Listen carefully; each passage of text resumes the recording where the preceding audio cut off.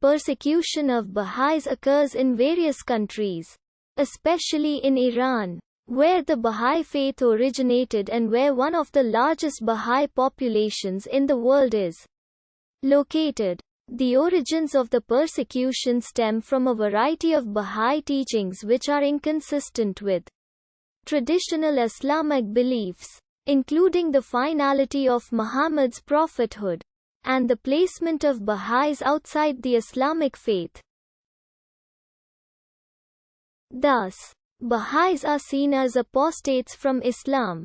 Baha'i spokespeople, as well as the United Nations, Amnesty International, the European Union, the United States, and peer-reviewed academic literature have stated that the members of the Baha'i community in Iran have been subjected to unwarranted arrests, false imprisonment, beatings, torture, unjustified executions, confiscation and destruction of property owned by individuals in the Baha'i community, denial of employment, denial of government benefits, denial of civil rights and liberties, and denial of access to higher education.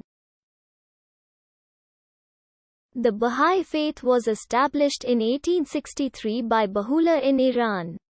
89% of Iranians adhere to the Twelver branch of Shia Islam, which holds as a core doctrine the expected advent of a messianic figure known as the Qaim or as the Imam Mahdi.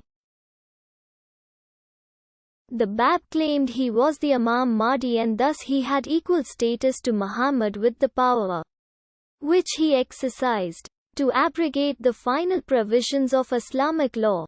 Baha'u'llah, a Babi who claimed to be the one foretold by the Bab, claimed a similar station for himself in 1863 as a manifestation of God and as the promised figure foretold in the sacred scriptures of the major religious traditions of the past and founded what later came to be known as the Baha'i faith.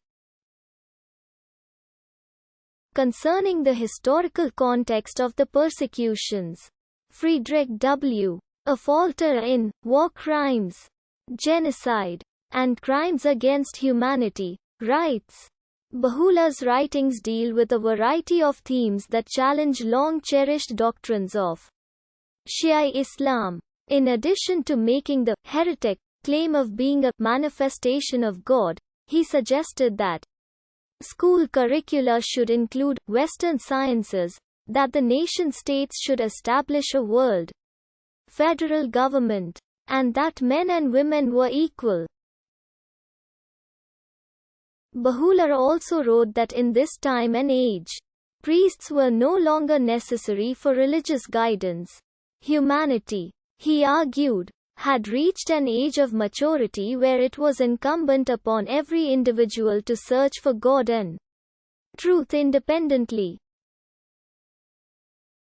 These principles did not only call into question the need for a priesthood, but also the entire Shia ecclesiastical structure and the vast system of endowments, benefices and fees that sustained it.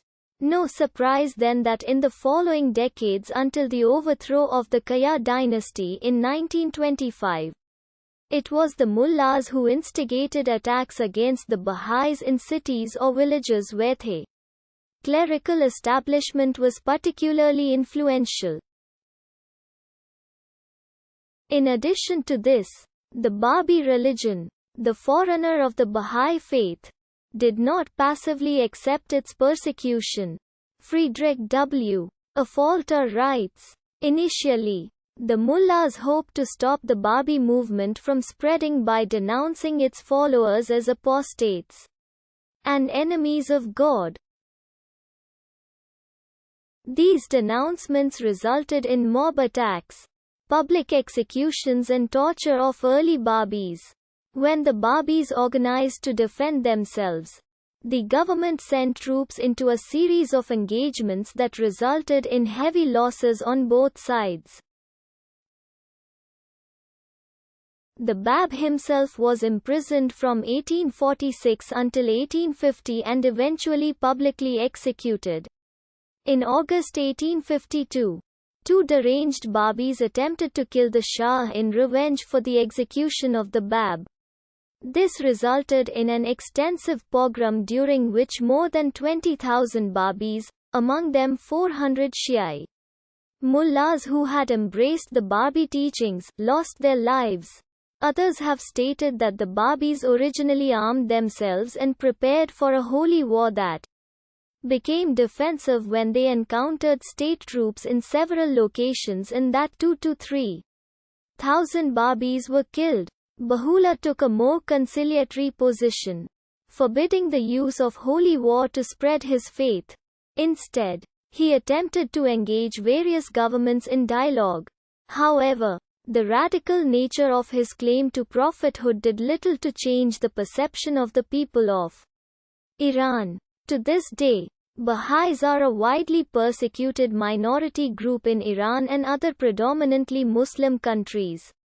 Since they are seen as apostates from Islam and supporters of the West and Israel, the Iranian constitution that was drafted during the Iranian constitutional revolution in 1906 set the groundwork for the institutionalized persecution of Baha'is.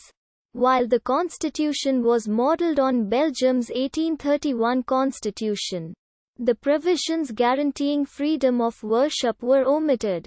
Subsequent legislation provided some recognition to Zoroastrians, Jews and Christians as equal citizens under state law, but it did not guarantee freedom of religion and gave unprecedented institutional powers to the clerical establishment.